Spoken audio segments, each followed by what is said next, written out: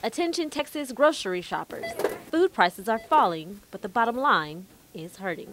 We think we're comfortable with. The farmers are barely getting by. They're still not making enough profit to be a real lucrative business. The American Farm Bureau says the farmer's share of the retail food dollar has steadily decreased over the last 15 years. We see this 6% year-to-year decrease in the price of food at the grocery store.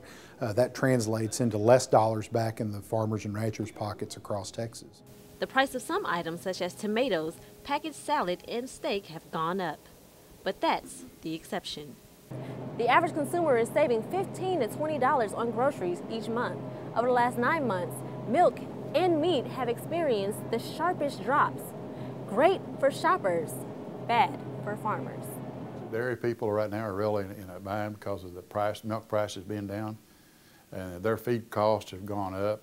So they're in a real squeeze right now. So grocery analysts warn farmers are hit hard by falling food prices. They're tightening their belts. They're trying to get by, do more with less. But '09 is going to go down as a very tough year in the agricultural economy. If food prices continue to go down, farmers may look for more profitable markets overseas. In Washington, I'm Asmith for KTAB News. Go nice! Michael Caine lost his leg to a landmine in Iraq. He says wheelchair basketball helps him leave the battlefield behind.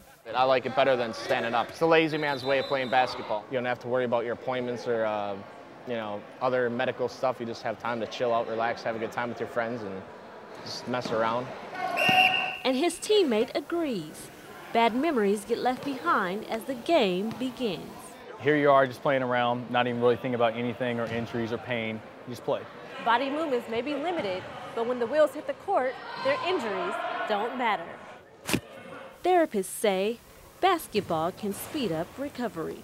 We care about them being physically active, playing with their friends and getting out. We don't want people sitting around and just chilling and eating bonbons. Caine says this program is just what he needs. It helps on a balance too, because when you run into other people, your wheelchair can tilt up. You learn how to catch yourself before you fall out of the chair. Like, there's more heart and soul out on this court than there is at an average person. For these soldiers, playing wheelchair basketball can be the difference between being stuck and moving on.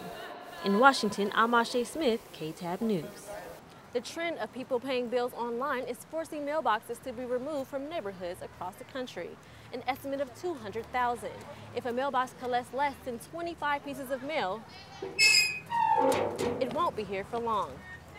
Here in Washington, members of Mount Eon Baptist Church are rallying near Capitol Hill for Congress to pass the health care bill before they leave for recession. This bill would give the FDA more authority to regulate the food industry. For many uninsured Americans, getting health care reform done quickly is ideal.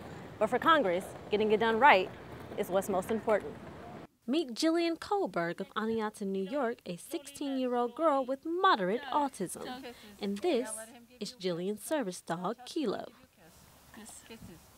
Her mother teaches her to write the names of people she meets, but her communication and social skills are very limited. For orange, yeah, and then G for grandma. Jill's biggest fear used to be dogs and being in unfamiliar situations. But her mother says having her own dog changed all that. She focuses her attention on Kilo. She doesn't notice things around her that could upset her because of her autism. She becomes very much less fearful.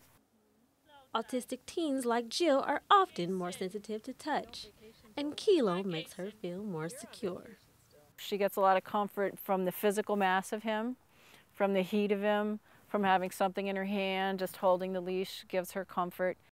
The assistant manager at Jill's group home says it's difficult to encourage Jill to leave her room, but as soon as she sees her black lab, it's a different story. When Kilo comes, they automatically to the park, to the gym. So she'll go out and have fun. For Jillian, Kilo is much more than a service dog. He's the push that keeps her swinging. I'm Asmith for NCC News.